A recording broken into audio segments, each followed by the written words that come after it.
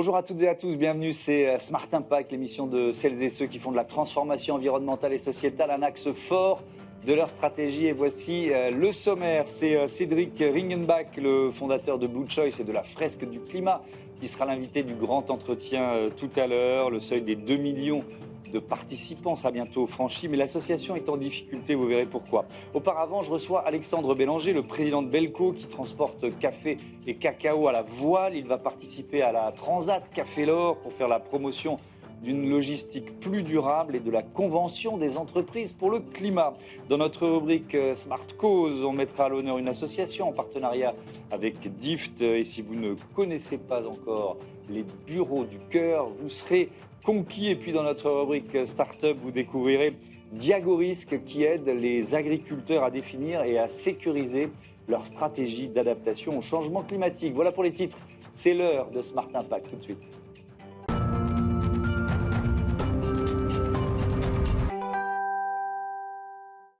L'invité de ce Smart Impact, c'est Alexandre Bélanger. Bonjour. Bonjour Thomas. Vous étiez venu sur ce plateau il y a une grosse année, vous êtes le cofondateur, le président de Belco. Mais alors, si on vous a proposé de revenir, c'est parce que vous êtes dans les starting blocks pour participer, c'est le 26 octobre, le départ à la Transat Café L'Or, à bord d'un bateau qui s'appelle l'Équipage pour le climat, CEC Belco. On va raconter tout ça évidemment, mais d'abord, il faut rappeler, présenter Belco, créé en 2007. Est-ce que les enjeux environnementaux, vous travaillez dans le café, le cacao, vous importez le café et le cacao, est-ce que c'était déjà au cœur de votre stratégie quand vous avez créé l'entreprise, quand l'entreprise a été créée?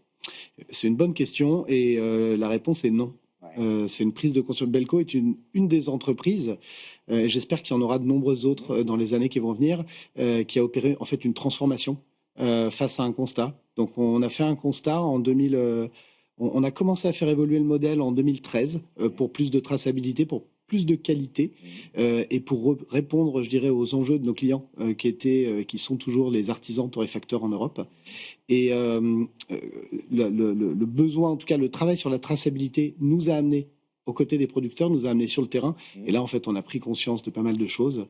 Et en 2017, on s'est dit qu'il était finalement, alors évidemment, c'était aligné avec notre philosophie, mais on s'est surtout rendu compte qu'il était plus possible de continuer comme ça et qu'on allait droit dans le mur. Ouais. Si on... À la fois sur le mode de production, la rémunération des producteurs et sur le mode de transport, c'est ça? Oui, bien sûr. Déjà, on travaille avec un produit agricole. Donc, le premier sujet, c'est le sol, prendre soin du sol. Donc, le modèle agricole. Et nous, le choix qu'on fait, c'est le choix de l'agroécologie. Également sur l'épanouissement humain. Je veux dire, il n'y a pas de durabilité s'il n'y a pas d'épanouissement de l'ensemble des acteurs d'une filière. Et ça commence par les producteurs. Et l'épanouissement, c'est dans ce métier-là, en tout cas, avoir un savoir-faire, être fier de ce qu'on fait, faire de la qualité et avoir une rémunération décente qui rémunère justement le savoir-faire. Et évidemment, de façon tout à fait alignée, le transport à la voile, essayer de construire une filière désirable et résiliente pour le futur. Ce qui n'est pas si facile, hein, parce que passer d'un mode de transport, enfin, qui est le mode de transport massivement utilisé à un transport à la voile, c'est pas si simple. Est-ce que c'est les mêmes enjeux pour le café ou le cacao? En termes de transport? En termes d'agroforesterie ou d'agroécologie, Oui. on peut appliquer à peu près les mêmes principes. Ouais. Oui, complètement. Et j'imagine que c'est vrai pour pas mal de produits agricoles et de produits agricoles exotiques, on va dire. Mais en tout cas, pour ceux que je connais, pour le café et le cacao, c'est strictement les mêmes enjeux. Agroécologie, durabilité économique, enjeux sociaux aussi, et le transport, évidemment. Et donc, vous allez participer, vous prenez le départ le 26 octobre de cette transat en double avec Louis Maillot sur ce bateau, l'Équipage pour le climat. Déjà, est-ce que vous êtes marin au départ? Non, je me définirais pas comme un marin. En tout cas, pas pour faire Non, j'ai transat, toujours. quoi. Alors, je suis issu d'une famille de marins. Ouais. J'ai toujours habité ou été proche de l'eau. J'ai toujours eu l'habitude d'être sur des bateaux. Pas mal de dériveurs, beaucoup de bateaux à moteur, mais rien à voir. Enfin, je ne savais pas naviguer concrètement à la voile, Ouais. et encore moins la course au large. C'était un truc que je regardais à la télé. Ouais. Là, vous venez de convoyer le bateau entre la Bretagne, la Trinité, c'est ça, et Le Havre, Oui. point de départ de la transat. Qu'est-ce que vous en ramené là, de ces combien de temps là, quelques jours en mer? 3 jours en mer. À la fois, c'est très peu parce que ce projet, c'est un projet qu'on a commencé avec mon coéquipier Louis Maillot il y a 2 ans et demi. On a passé énormément de temps sur l'eau, hein. Il faut savoir J'imagine. que juste rien que cette année, on a dû passer 90 jours sur l'eau depuis le mois de mars. Donc c'est énormément de temps Il est chef à d'entreprise travailler. lui aussi? Il n'est pas chef Non. d'entreprise, mais il travaille. Oui, Voilà, donc il travaille sur un projet de vision pour un groupe familial. d'accord. Donc il a, voilà, on n'est pas professionnel, Oui. mais on joue dans un monde professionnel. Et qu'est-ce que je ramène de ces 3 jours? Ben, c'était à la fois peu rapide, mais on est prêt. En fait, le bateau est prêt. Mhm. On vit super bien à bord. On est tellement fiers, tellement heureux d'avoir abouti ces 2 ans. Enfin, je dirais que, évidemment, tout va commencer le 26 octobre, Mhm. mais on a déjà abouti à un chemin incroyable. Et là, ça y est, le bateau, il est au Havre. Donc, la prochaine étape, c'est de hisser la voile pour le départ de la Ouais. course. Et qu'est-ce qu'on va voir sur cette voile? Un équipage, l'équipage pour le climat, la CEC, la Convention des entreprises pour le climat, le message, parce que évidemment, c'est une compétition, on participe à la compétition, mais il y a un message à faire passer aussi. Oui. Ouais, ouais. Qu'est-ce qu'on va voir? C'est clairement, c'est l'équipage pour le climat, Mhm. c'est la mise en avant de la mission de la Convention des entreprises pour le climat, qui est finalement d'accompagner les entreprises dans la transformation de leur modèle d'affaires. Ce que vous avez fait. Ouais, bah, c'est exactement ça le sujet.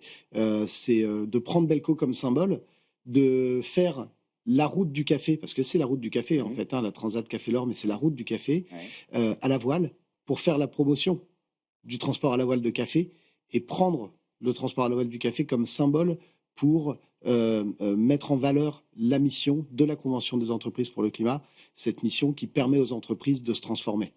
Et c'est vrai que nous, on a reçu dans cette émission, on a vu du partenariat avec la CEC, on a reçu beaucoup d'entreprises qui étaient, l'important c'est le chemin, mais qui avaient vraiment pris la décision de transformer au terme de ce travail collectif qui est une convention des entreprises pour le climat, de faire transformer leur modèle. Je voudrais qu'on revienne justement à la question du transport à la voile, puisqu'on est en plein dedans avec à la fois cette transat et ce que vous faites pour transporter le café et le cacao. Vous vous étiez donné comme objectif de transporter au moins 80% de votre café à la voile à l'horizon 2030.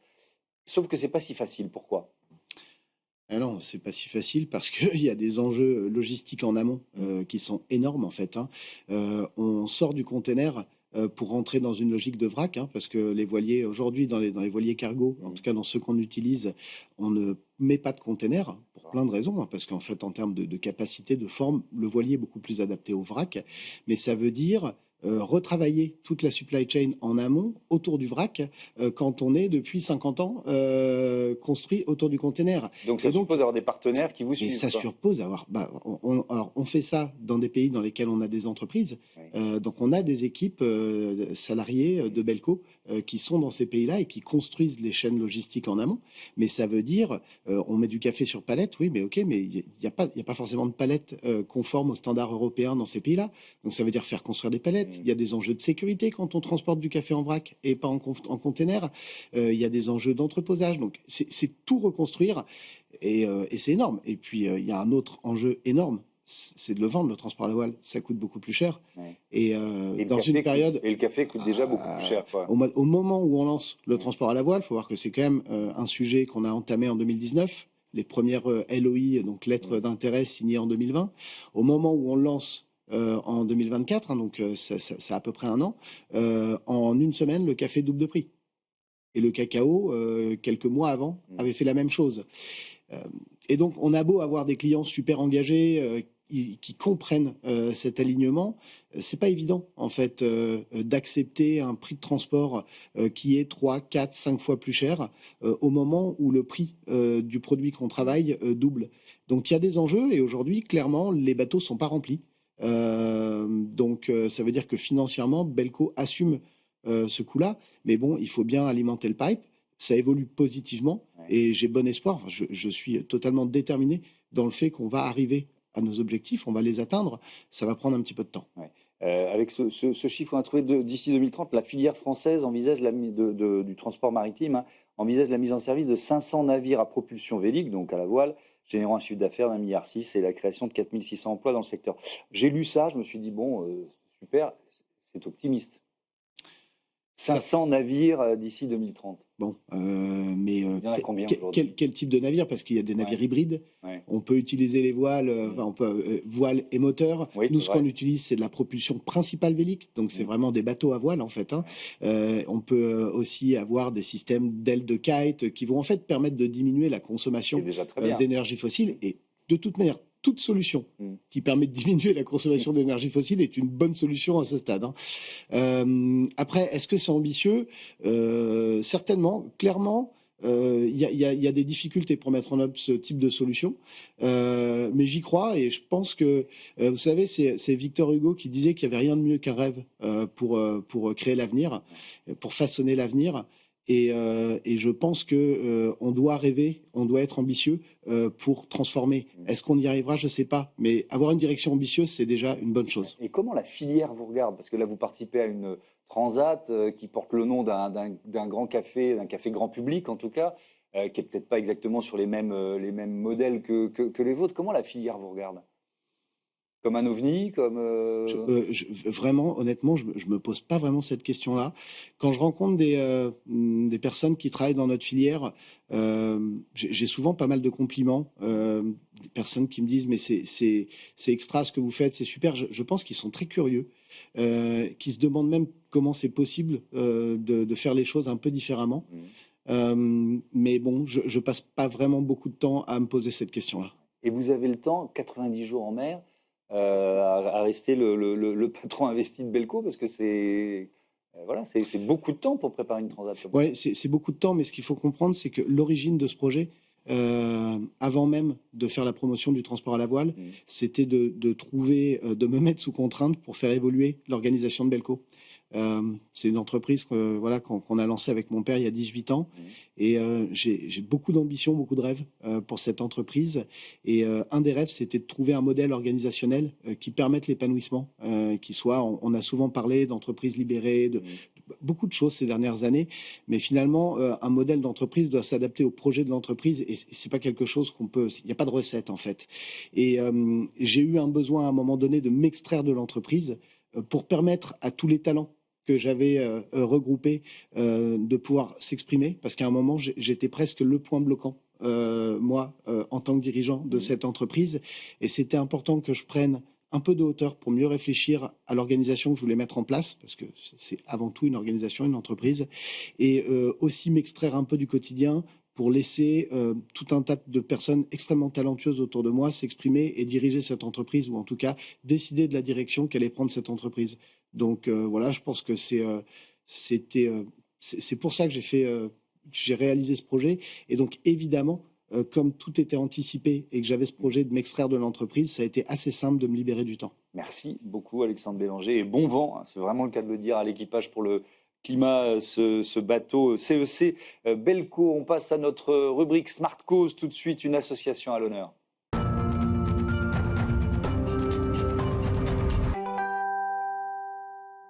Smart Cause, c'est notre rubrique consacrée aux associations en partenariat avec DIFT. Je vous présente mes invités. Clara Piget, bonjour, Bonjour. bienvenue. Vous êtes la cofondatrice responsable des opérations de DIFT, habituée de ce plateau, on peut dire les choses comme ça. À Et la maison. Kinda Garman, bonjour. Bonjour. Bienvenue, vous êtes directrice générale des bureaux du cœur. DIFT en quelques mots.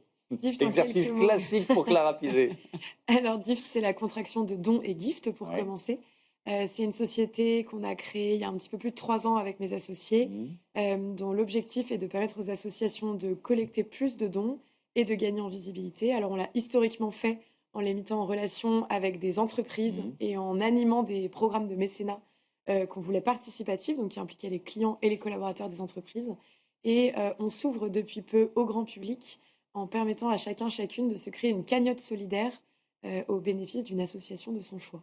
Ça, on va le détailler tout à l'heure parce qu'effectivement, c'est une nouveauté. Je veux bien que vous nous présentiez les bureaux du cœur. Quand ont-ils été créés? Pourquoi? C'est quoi la genèse des bureaux du Ouais. cœur? Les bureaux du cœur, c'est tout simplement un constat, un double constat, qui Mhm. est celui d'une part que plus de 350 000 personnes aujourd'hui sont dites en précarité, Mhm. et dans le même temps en France, des bureaux qui ne sont occupés que 30% du temps. 70% du temps, la nuit, le week-end, pendant les vacances scolaires, les bureaux ne servent à rien.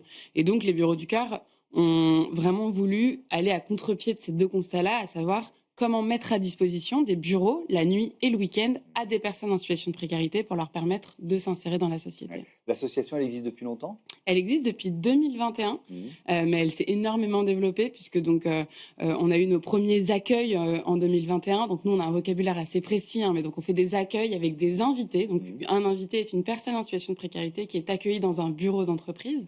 Un invité reste pendant 3 à 6 mois dans le bureau d'entreprise avec vraiment pour idée de pérenniser et de stabiliser sa situation pour pouvoir en sortir positivement. Aujourd'hui, on a accueilli bientôt 850 personnes grâce à un réseau de 350 entreprises qui chaque soir ouvrent leurs portes. Qu'est-ce qui a été le plus difficile ou qu'est-ce qui est encore difficile, peut-être de vaincre un certain nombre d'a priori, de convaincre ou finalement il n'y a pas tant de justement de biais que je peux l'imaginer? Je suis peut-être très optimiste, mais j'ai trouvé ça J'adore, relativement simple. j'adore l'optimisme. Ouais, une bouffée d'optimisme, ça fait du bien en ce moment. Et en fait, non, les bureaux du cœur, et c'est comme ça que le projet a pris. La genèse du projet, c'est un entrepreneur qui, lui, s'est dit mais en fait, mes bureaux ne servent à rien la plupart du temps, et il y a quelqu'un qui s'abrite juste de l'autre côté de mon mur, dans la rue, parce que en fait, c'est protégé des intempéries.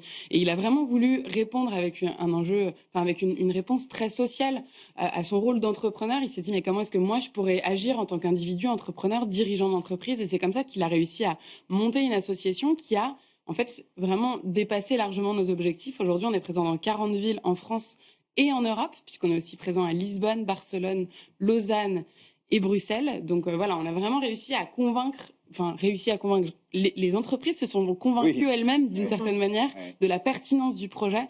C'est un projet qui s'est développé vraiment de manière assez naturelle. Donc je dirais que peut-être la difficulté, ce sera certainement demain, quand aujourd'hui nos early adopters, à savoir les personnes qui, elles, avaient envie de donner cette vocation sociale et sociétale à leur entreprise, seront déjà hôtes bureau du cœur et qu'on aura encore à les convaincre ceux qui spontanément n'y sont pas allés. Et qui ont peut-être encore ces stéréotypes en tête, la peur de l'autre et la peur de donner ses clés comme le font nos entreprises hôtes. C'est un peu comme quand on se lance dans un programme de limitation de son impact carbone de l'entreprise. Les premiers sont faciles à trouver, c'est beaucoup plus difficile de faire baisser ensuite des quelques derniers pourcents. Pourquoi vous avez sélectionné les bureaux du cœur? Moi, je le comprends maintenant en écoutant Kinda, mais racontez-nous. Alors donc nous, oui, effectivement, côté DIFT, on a eu à cœur de sélectionner des assos dans lesquels on croyait particulièrement. Et donc les bureaux du cœur, ça a été la combinaison de tout un tas de critères que vous avez pu entendre là. C'est déjà un sujet évidemment qui est super important à traiter. Kinda disait 350 000 personnes en situation de précarité, voire de rue en France. C'est un sujet pour lequel il fallait que nous, on cherche des solutions et des assos pertinentes. C'est une réponse qui se veut innovante et qui comble un manque. Donc c'est nous ce qu'on essaye de soutenir et promouvoir, de dire il y a des solutions évidentes qu'il faut qu'on arrive à faire développer et à soutenir. Donc voilà, ce sujet de il y a un lieu, il faut qu'on en fasse quelque chose. Oui, et puis alors, vous ouvrez au grand public, on va en reparler, mais c'est aussi une offre qui s'adresse directement aux entreprises. Les entreprises, évidemment. Et on avait ce lien historique avec les entreprises, donc en fait, leur proposer et promouvoir des solutions qui s'adressent à elles et dont elles peuvent se saisir, c'était aussi important pour nous. Comment ça se passe? Est-ce que vous avez, j'imagine que vous en avez plein, mais des exemples à nous donner de belles histoires d'entreprises et d'invités? Et puis surtout, qu'est-ce qui se passe au bout de quelques mois, quoi? Parce que l'objectif, c'est déjà génial, c'est pas juste d'offrir un toit, j'imagine. Très concrètement, les invités qui donc nous sont prescrits par des organismes sociaux, donc déjà ils sont prescrits par des organismes sociaux, ce sont des organismes qui nous disent on pense que ces personnes pourraient répondre à un certain nombre de critères, et il en faut malheureusement, mais pour s'assurer que l'accueil pourra bien se passer au sein de l'entreprise. Et puis par ailleurs, donc une fois que la rencontre se fait, on démarre l'accueil, tout est extrêmement conventionné, il y a des signatures de conventions qui se font, l'assureur doit étendre sa couverture, l'assureur de l'entreprise, donc voilà, de manière à ce que l'entreprise soit protégée ainsi que l'invité. Et à partir de ce moment-là, donc démarre l'accueil avec des horaires qui ont été fixés notamment. Donc très souvent, l'invité arrive le soir vers 18-19 heures en fonction de l'activité de l'entreprise. Évidemment. Et l'objectif, c'est aussi que l'invité croise les salariés, alors peut-être pas tous les soirs, mais qu'il y ait des moments de création de lien social. Et c'est en fait par des petits bonjours, des cafés qui s'organisent régulièrement qu'on a justement nos plus belles histoires, puisque J'ai en tête l'histoire d'Alain qui était accueilli dans une entreprise. Alain, c'est un peu un cas classique d'une personne qui a un accident de parcours, un accident de vie et qui se retrouve à dormir dans sa voiture est retirée, il dort dehors. Enfin voilà, on est vraiment dans une dégringolade assez progressive. Et Alain se dit un jour, non mais c'est pas possible quoi, faut que je sorte de cette situation. Il en parle avec son assistante sociale qui lui trouve une place au sein des Bureaux du Cœur. Et on a vu un Alain qui a vraiment changé la tendance de sa vie pendant 6 mois. Parce qu'il avait créé un lien. Alors Alain c'est quelqu'un de très expansif, donc il a créé un lien très direct avec... C'est devenu la mascotte de l'entreprise, complètement. en quelque sorte. Il était invité à tous les pots de départ. Il faisait partie de la communauté de l'entreprise. Et je pense que c'est quand même un besoin fondamental que d'avoir ce sentiment d'appartenance-là. Et quand Alain est sorti il a obtenu un logement social à Lille. Donc ça, c'était quand même quelque chose de génial. 60 mètres carrés dans le centre de Lille. Il était un peu gênant en disant mais en fait c'est génial mais bon j'ai toujours pas pérennisé mon emploi etc. Donc il va falloir aussi qu'on puisse meubler cet espace. Et donc, se sont organisés l'ensemble des salariés de l'entreprise pour aller faire un tour chez tout le monde et que chacun puisse donner un objet, un meuble dont il lui avait pas l'utilité. C'est allé évidemment bien au-delà de ce que nous, on attendait dans le cadre des Bureaux du Cœur. Mais on voit vraiment une chaîne de solidarité qui se crée et qui permet justement le rebond de cet invité. Et ce qui est assez frappant, c'est qu'évidemment, pour Alain, ce lien social lui a permis de rebondir et de sortir de sa situation. Aujourd'hui, Alain, c'est quelqu'un qui, comme vous et moi, a une vie qui se poursuit sans encombre, et j'en suis vraiment très heureuse. Mais c'est aussi, pour les salariés de l'entreprise, quelque chose d'assez fondamental, puisque c'est l'occasion, en fait, de pouvoir tendre une main dans le cadre de son boulot, de s'engager, de donner du sens aussi à son quotidien, avec un projet qui, au départ, paraît tout simple et assez naturel. Clara, est-ce que, parce que là, effectivement, on est dans une association qui est, on est vraiment au cœur de l'entreprise. Ça va peut-être même au-delà vous êtes venu nous parler et nous présenter beaucoup d'associations et de causes qui sont géniales, mais là, ça va presque au-delà dans l'impact que ça peut avoir dans une entreprise. Parce qu'on est dans les locaux, vous voyez ce que je veux dire? C'est dans les locaux, c'est dans le lien social, c'est dans la relation avec les salariés. Donc, effectivement, ça implique beaucoup plus de monde que simplement l'équipe mécénat qui attribue des financements. Mais nous, c'est ce qu'on trouve intéressant aussi, c'est de pouvoir proposer aux entreprises des associations avec lesquelles elles peuvent aller plus loin. Et en fait, il y en a un certain nombre. Alors, ça va de animer un moment de team building solidaire à pouvoir accueillir une personne dans les bureaux. Il y a donc tout un panel d'actions qui sont possibles, mais c'est quand même l'idée de pouvoir dire rendons concret ce mécénat d'entreprise, faisons des actions qui permettent de mettre le pied à l'étrier aussi des salariés qui peut-être n'avaient pas eu l'habitude d'avoir des actions de solidarité ou n'avaient même pas conscience qu'ils pouvaient le faire.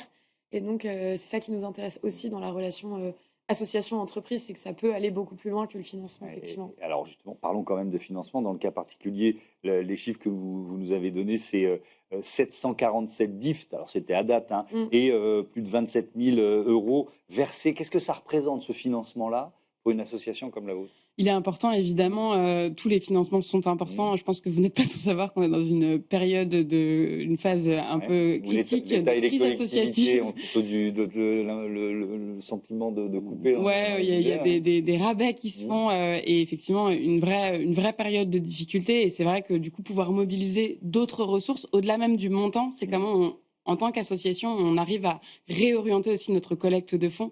Et c'est ce que propose DIFT. Et je trouve que c'est fabuleux puisque nous, très honnêtement, DIFT, ça a été une solution qui nous a été proposée parmi d'autres et qui aujourd'hui porte ses prix. 27 000 euros, ça reste quand même très conséquent. C'est presque un demi-ETP si on doit le rendre un équivalent temps plein. Trop de jargon. Non, mais c'est pas grave. Et donc, effectivement, c'est quand même quelque chose qui est assez... qui aujourd'hui va devenir fondamental, c'est d'aller trouver d'autres ressources pour pérenniser nos structures et nos actions.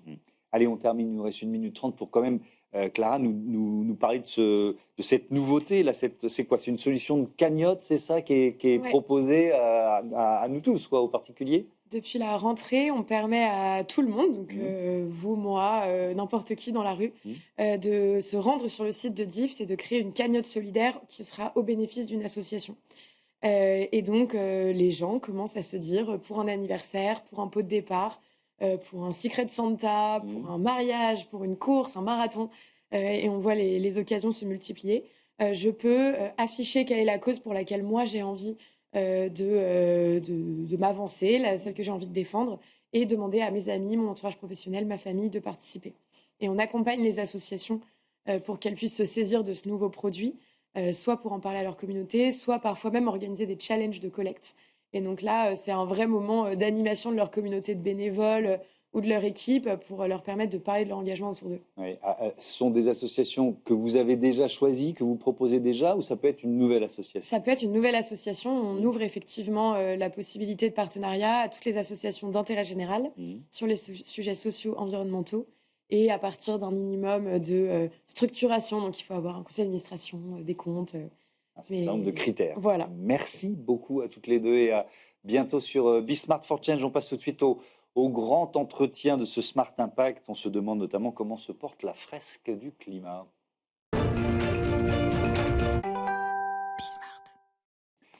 Êtes-vous prêt pour l'impact? C'est la question que je pose chaque jour à une personnalité qui compte dans notre économie, dans notre société. Je reçois aujourd'hui Cédric Ringenbach. Bonjour. Bonjour. Bienvenue. Vous êtes le fondateur de Blue Choice et de la fresque du climat. Prêt pour l'impact? Est-ce que vous êtes prêt pour l'impact? D'une certaine façon, c'est la question que vous posez aux participants de la fresque du climat, non? Oui, c'est un petit peu ça. On leur fait comprendre le constat des scientifiques sur le changement climatique. Ouais. C'est une grosse claque dans la figure en général. Et ensuite, on discute avec eux de ce qu'il faudrait faire à titre individuel, dans les entreprises et au niveau politique également, pour réussir à baisser nos émissions de CO2 et éviter le pire en termes de changement climatique. Alors, vous êtes en train de travailler sur l'écriture d'un livre sur la fiscalité carbone. On va y consacrer vraiment une large part de cet entretien. Mais là, je vous entends parler. En fait, la base de la fresque du climat, c'est ce que vous nous dites, c'est le travail des scientifiques, Oui, qui depuis des exactement. décennies nous alertent. Sauf que ce travail des scientifiques, il est clairement attaqué.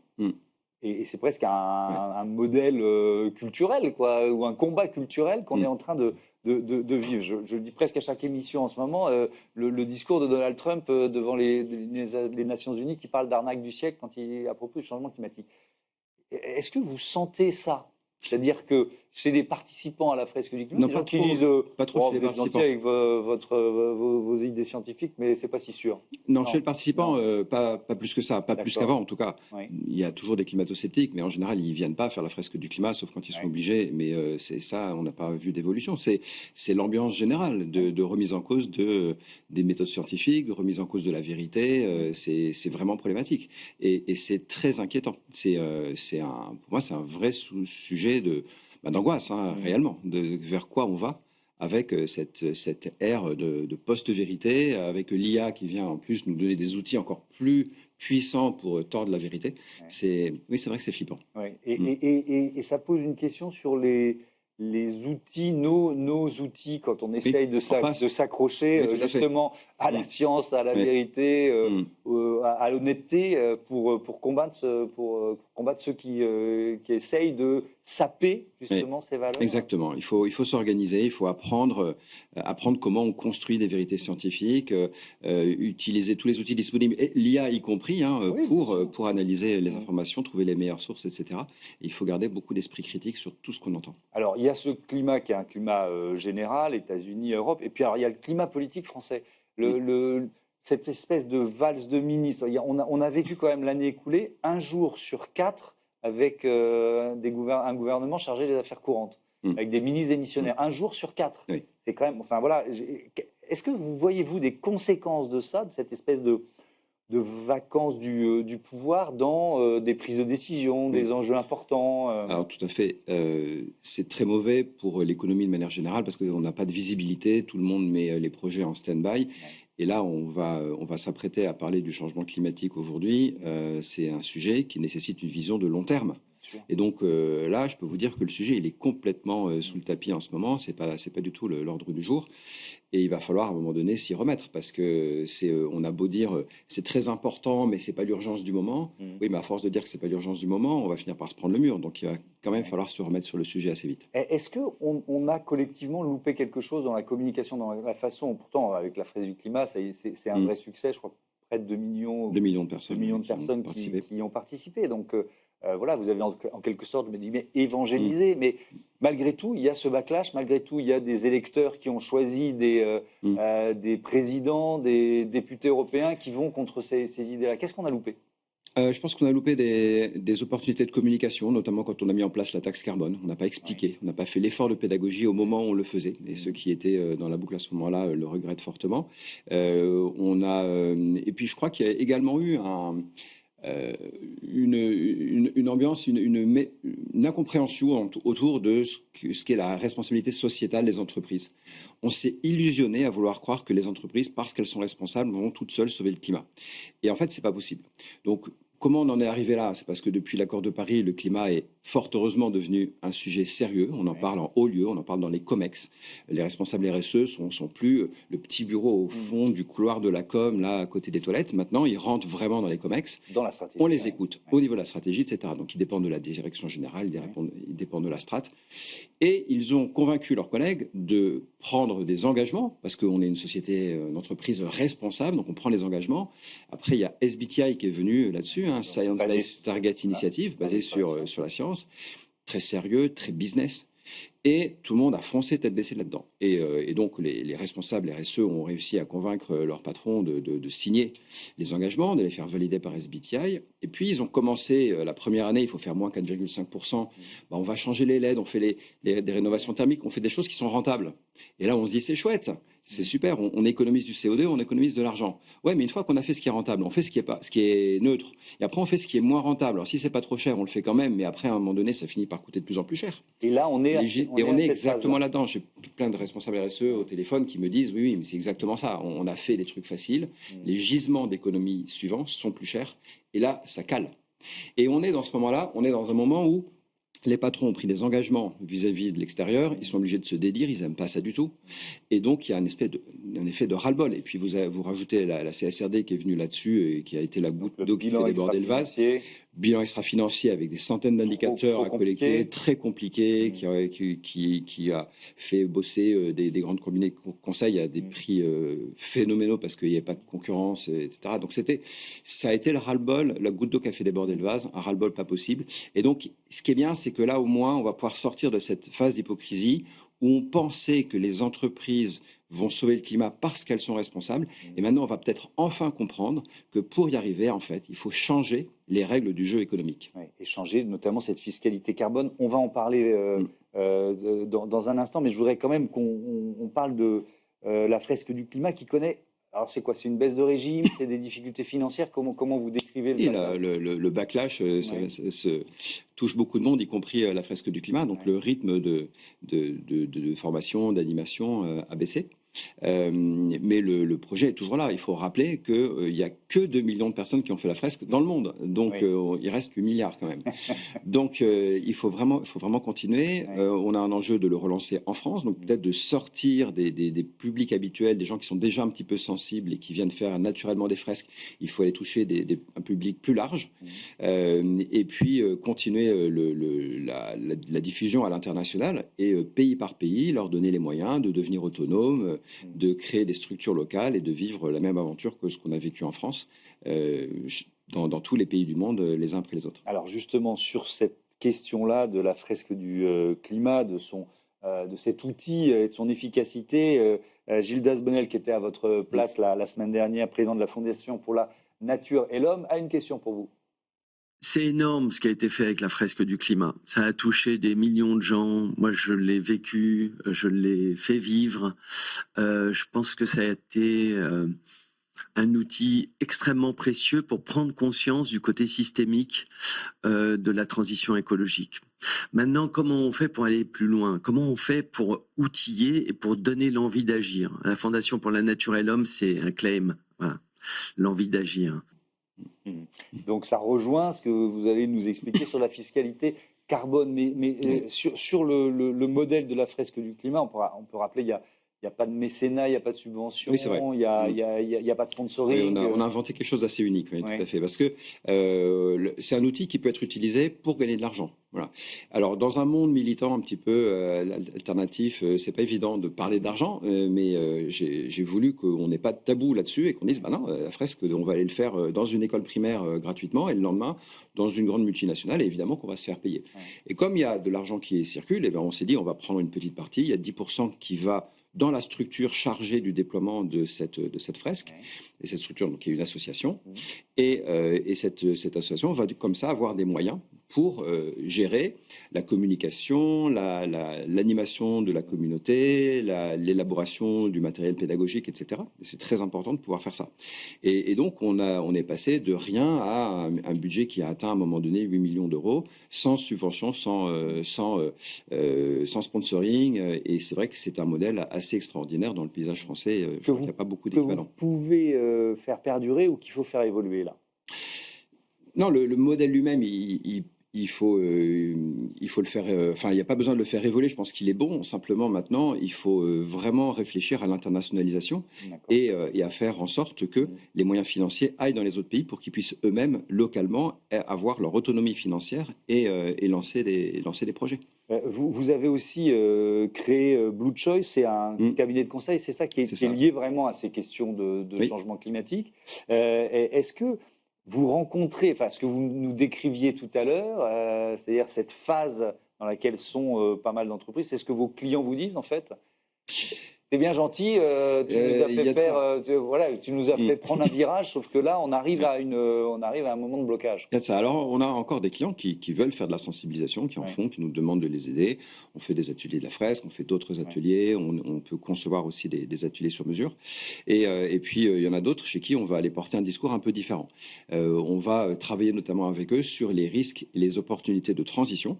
C'est-à-dire qu'on leur pose la question, imaginons que cette transition a lieu, mais genre pour de vrai, pas comme aujourd'hui, et qu'est-ce qui va se passer pour votre business model? Alors, c'est une question qu'ils ont quelquefois un peu de mal à comprendre. Ils nous répondent non, mais c'est bien, on a un projet de décarbonation, etc. Non, non, non, c'est pas ça. Vous pouvez décarboner tout ce que vous voulez. Si le produit que vous vendez, il est carboné dans son usage, par exemple, eh ben, un jour, il y aura des alternatives qui vont le dégager du marché. Ça, c'est un risque de transition. Il peut y avoir aussi des opportunités de transition. C'est-à-dire, j'ai quelque chose qui est décarboné, qui deviendra compétitif s'il y a un prix du carbone. Et à ce moment-là, je vais bien investir dessus fortement parce que je sais que ça, c'est l'avenir. Voilà, ça, c'est une opportunité de transition. Et réciproquement, vous avez les risques et opportunités de non-transition. Voilà, si j'ai jamais de prix du carbone, alors que je voulais me lancer dans un super projet qui donne des outils pour décarboner, je risque de me planter. Donc, on a et entre eux, est-ce que la transition aura lieu ou pas lieu? Ce qui déterminera la rentabilité financière de mon projet en fonction de s'il carbone ou il décarbone, eh bien, la difficulté, c'est que personne ne peut répondre à cette question parce que la probabilité qu'on dépasse 200 € la tonne de CO2, par exemple, avant 2035, cette probabilité, personne ne peut la donner. Donc, c'est un risque qu'on essaye de gérer sans connaître les probabilités. Voilà, et donc, c'est là qu'on accompagne les entreprises. Et à l'arrivée, en fait, ce n'est pas du consulting, c'est du coaching de dirigeants, puisqu'il faut qu'ils se décident par eux-mêmes de ce en quoi ils ont envie de croire. Et donc, vous travaillez, puisque ça va devenir un livre, mais sur cette question de fiscalité carbone, vous dites qu'il faut changer les règles. Alors déjà, on peut expliquer ce qui existe aujourd'hui et ça va nous permettre de comprendre ce qu'il faudrait changer. Qu'est-ce qui existe aujourd'hui? Alors, déjà, il y a deux grandes familles de règles pour pouvoir changer les règles du jeu. Il y a le réglementaire et ensuite les aménagements économiques, c'est-à-dire mettre un prix au carbone. Voilà. Prenons un exemple de ce qui existe aujourd'hui. Vous avez un appartement qui est en classe F, vous n'avez plus le droit de le louer. Alors ça, c'est du réglementaire. On interdit des choses ou on oblige des choses. On oblige une rénovation thermique, etc.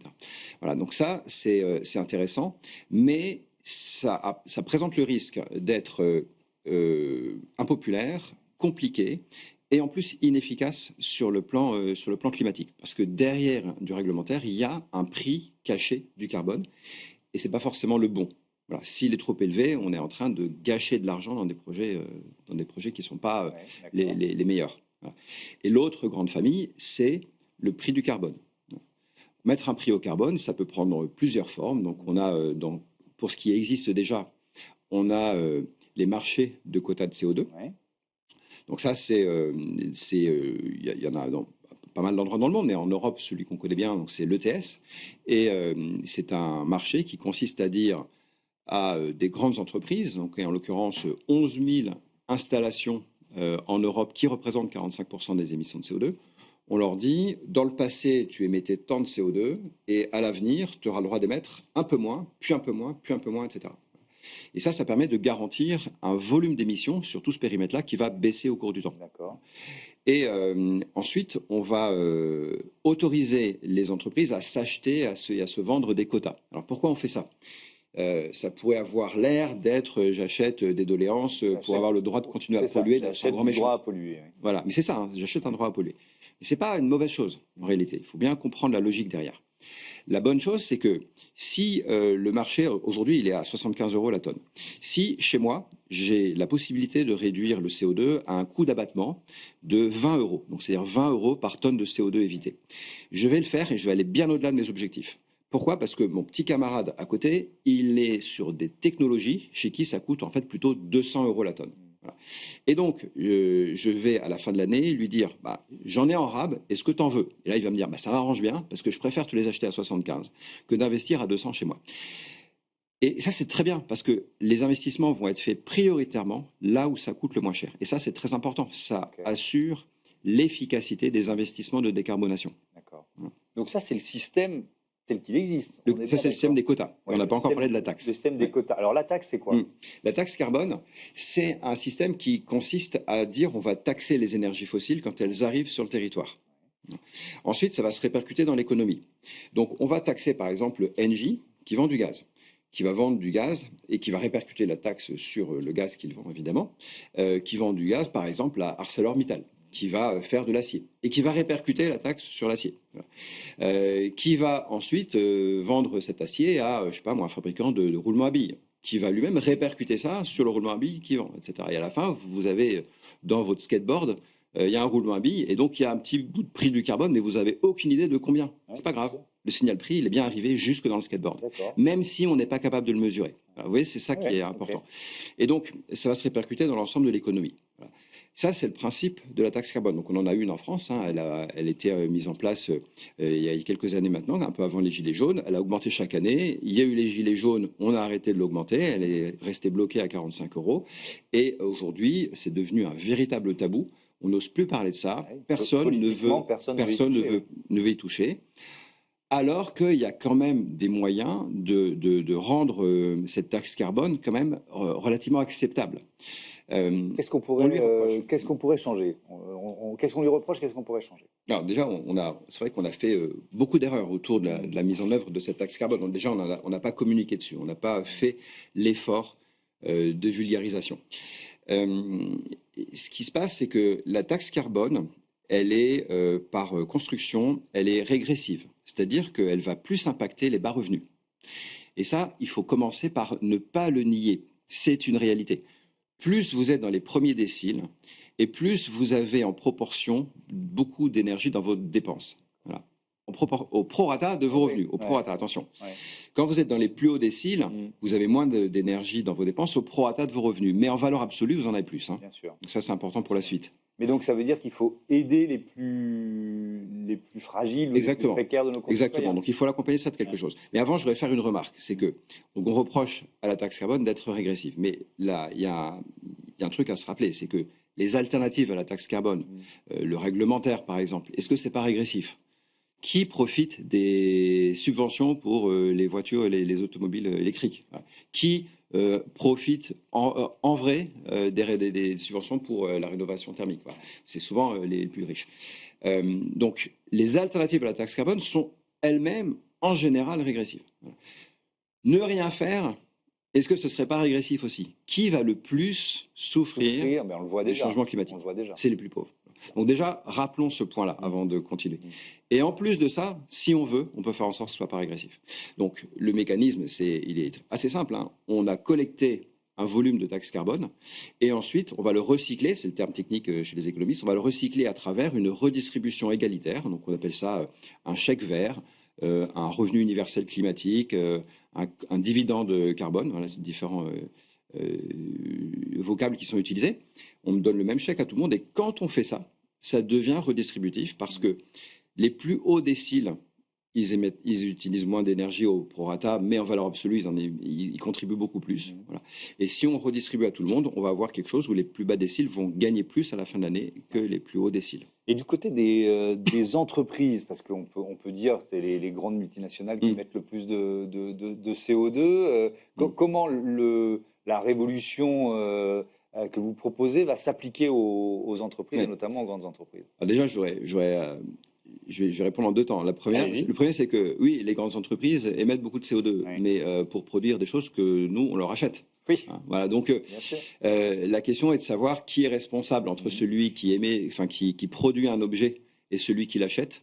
La question se pose. Et il y a franchement beaucoup d'hypocrisie autour de tout ça, hein, parce que on va aller bloquer une assemblée générale d'une grande banque, d'un grand pétrolier, etc. Puis après, on rentre chez soi, on fait le plein et puis tout va bien, quoi. Donc Coluche, qui est un grand économiste et un grand philosophe du XXe siècle, avait dit quand je pense qu'il suffirait qu'on arrête de l'acheter pour que ça se vende pas.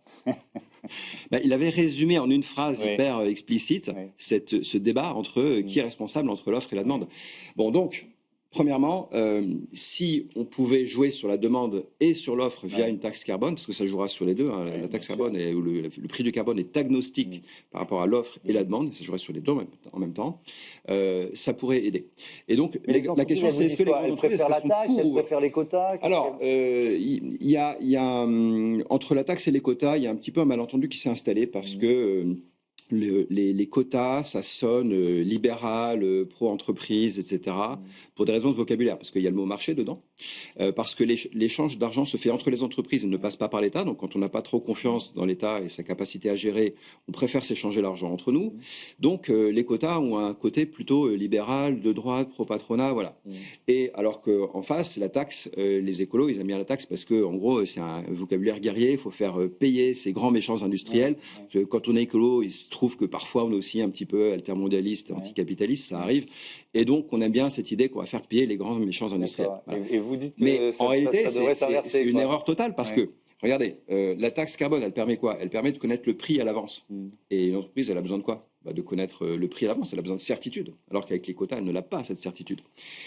Donc, la taxe carbone, on connaît le prix à l'avance. Et on ne sait pas exactement combien ça va faire baisser les émissions de CO2. Les quotas, c'est exactement le contraire. Les quotas, c'est quelque chose qui permet de connaître à l'avance de combien on va faire baisser chaque année. Mais l'inconnu, c'est le prix. Et on l'a vu, les marchés de l'ETS existent depuis plusieurs années et c'est le bazar parce que on ne connaît pas à l'avance le prix, donc on ne fait pas les investissements. Du coup, le prix il augmente et puis il baisse, etc. Ça fait des oscillations et c'est très désagréable pour les entreprises. Voilà. Donc, en pratique, les entreprises devraient préférer la taxe qui leur donne de la visibilité et les militants du climat devraient préférer les quotas si c'est bien fait parce que ça devrait permettre d'assurer de baisser les émissions en volume. Vous avez parlé de chèque vert tout à l'heure. Est-ce que c'est quoi? C'est une sorte de, on pourrait parler de dividende carbone. Comment vous l'expliquez ça? Il faut lui trouver un terme. Voilà, il y a plusieurs vocabulaires qui ont été inventés. C'est un chèque qui est redistribué à tout le monde et donc ça a été déjà mis en place dans certains pays. L'Alberta au Canada, l'Autriche et la Suisse le testent depuis peu. Et l'enjeu, évidemment, c'est de pas faire ça discrètement. Au contraire, que les gens reçoivent chez eux une lettre en leur disant voilà, ce mois-ci ou cette année, on a collecté tant avec la fiscalité carbone et vous recevez un chèque de temps qui est le produit de tout ça. Voilà. Ce qui est une façon de faire accepter une taxe carbone, parce qu'on en revient à la frilosité politique dont on parlait tout à l'heure. Et alors, en ce temps de chaos et d'incapacité au compromis, malheureusement, je vais être là un peu pessimiste. Je vois pas quelle politique va porter la taxe carbone. Imaginons la campagne présidentielle dans un an comme étendard. Vous voyez ce que je veux dire? Oui, les politiques ne portent pas un sujet par eux-mêmes. Ils portent un sujet qui est dans l'air du temps. Donc, la première étape, c'est de faire en sorte que ce soit dans l'air du temps. Donc, merci de m'inviter. Il faudra continuer. Je vous enverrai quelques économistes si vous voulez sur ce plateau. Et faire en sorte que ça devienne un véritable sujet dans les milieux économiques. Et aujourd'hui, on entend beaucoup plus parler de fiscalité carbone, de prix du carbone dans les milieux économiques que dans les milieux écologistes. Et c'est inquiétant. Enfin, c'est inquiétant. C'est plutôt un signe des temps. Ça interroge en tout cas. Il y a le MEDEF, un groupe de travail qui s'appelle le Front économique, avec des économistes et des patrons d'entreprises qui en font partie, et qui ont sorti récemment un document avec 35, je crois, propositions, dans lesquelles il y en a 4 qui concernent le climat et qui parlent de mettre un prix au carbone, comme quoi les entreprises ne sont pas du tout contre l'idée de mettre un prix au carbone, et elles les expliquent que c'est quelque chose qui va être un jeu à somme nulle au premier ordre, puis ça va peut-être coûter un petit peu cher au global, mais au premier ordre, c'est un jeu à somme nulle. On répercute sur l'aval de la chaîne de valeur et on n'a pas de problème à accepter ça en tant Et qu'entreprise. qui est, si je vous comprends bien, on en revient au tout début de notre discussion, indispensable pour que les entreprises continuent de faire évoluer leur modèle, en fait. Sinon, elles n'y arriveront plus. Oui, c'est Parce que ça. les gains faciles et rentables ont déjà été faits, quoi. Les gains faciles et rentables ont déjà été faits. Il faut aller vers les gisements d'économie de CO2 suivants, qui coûtent de plus en plus cher, qui vont coûter de plus en plus cher. Et donc, C'est il faut pour ça- valoriser ceux qu'ils font. Il faut valoriser ça. Ouais. C'est pour ça qu'il faut absolument que le prix du carbone soit croissant dans le temps, et qui n'arrête pas de croître, hein. Même en 2050, même quand on aura tout décarboné, il faudra continuer de garder cette pression, sinon on va être tenté d'aller récupérer du charbon là où il en reste un peu. Et ça permettra de faire les choses dans l'ordre, ce qu'on appelle de merit order en anglais, hein, par ordre de mérite, c'est-à-dire qu'on fait d'abord les gisements les moins chers, puis les plus chers. Si on ne fait pas ça, on peut avoir une transition qui va nous coûter beaucoup trop cher. Et c'est un vrai danger. Et c'est un vrai danger politique, voilà, et d'acceptabilité. Donc c'est hyper important de faire les choses, dans l'ordre. Voilà. Dernier mot, il nous reste 40 Ça secondes. marche. Est-ce qu'on peut le faire tout seul? C'est-à-dire, alors je ne vais même pas dire au niveau français, au niveau européen, ou est-ce qu'il faut que ce soit forcément un mouvement mondial? Alors, ce n'est pas obligatoirement un mouvement mondial. S'il y a une petite différence entre le prix du carbone sur un territoire et à l'extérieur, ça ne pose pas forcément des très gros problèmes. La Suède et la Norvège ont une taxe carbone à 100 euros, plus de 100 euros, et ils s'en sortent bien. S'il y a trop d'écart, ça peut créer des fuites de carbone. Donc, il est important de se protéger par un mécanisme aux frontières. En Europe, on est en train de mettre en place le MACF, mécanisme d'ajustement aux frontières, qui permet de gommer un peu les différences. Voilà. Et donc ça permet d'être plus efficace sur le plan écologique, parce que ça évite les fuites de carbone, et puis de préserver la compétitivité des entreprises. Merci beaucoup, Cédric Ringenbach, et à bientôt sur Merci. Bismart for Change. C'est l'heure tout de suite de notre rubrique Startup.